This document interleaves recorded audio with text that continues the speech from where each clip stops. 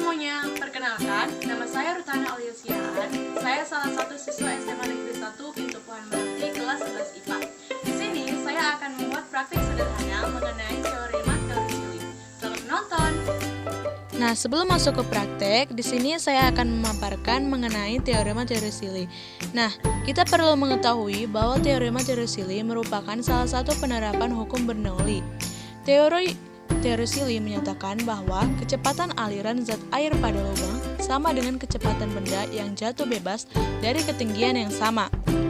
Nah, teorema teori Silly ini dapat dirumuskan dengan rumus V sama dengan akar 2 dikali G dikali H, dengan V sama dengan kecepatan aliran fluida pada lubang dengan satuan m per sekon, dan untuk G sama dengan percepatan gravitasi dengan satuan m per s pangkat 2, dan H sama dengan tinggi fluida dari permukaan dengan satuan meter.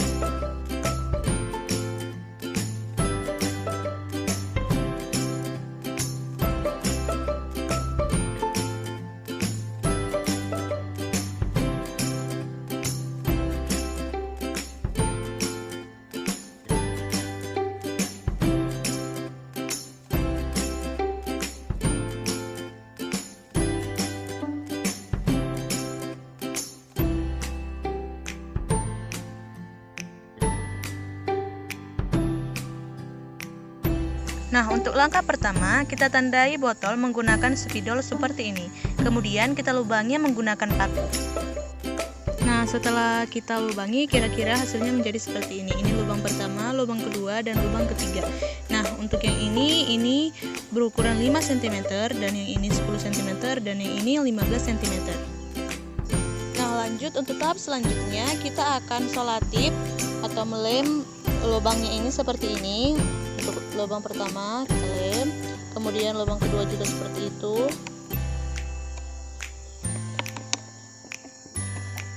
dan lubang ketiga juga seperti itu. Nah, lanjut sekarang kita buka lubang yang pertama. Nah, kita mendapatkan hasil kucurannya 3 cm dengan waktu perhentian kucurannya selama 8,66 detik. Selanjutnya, setelah kita isi air dan kita buka lubang yang kedua, kita mendapatkan hasil yaitu untuk kucurannya panjangnya 6 cm dan kita tunggu sampai airnya habis.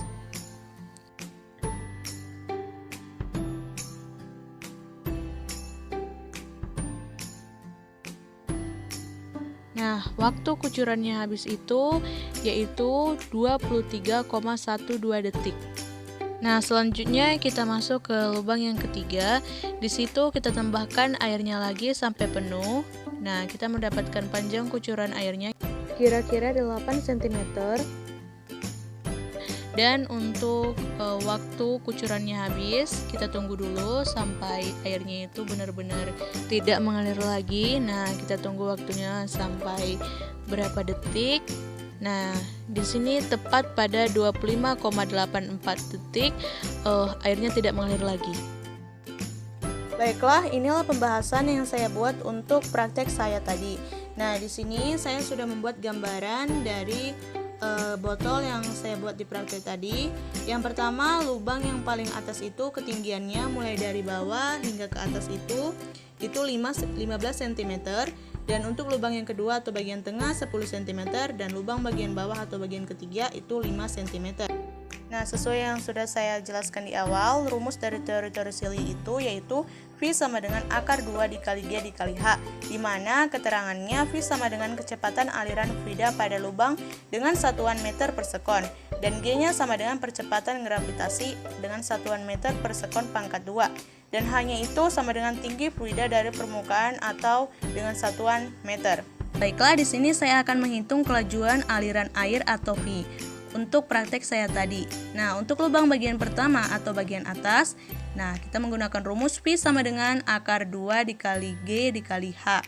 Nah, V sama dengan akar 2 dikali 10 dikali 0,03. Nah, jika ada yang bertanya, 0,03-nya itu dapat dari mana? Tadi kan kita dapat dari panjang kuncuran air itu 3 cm.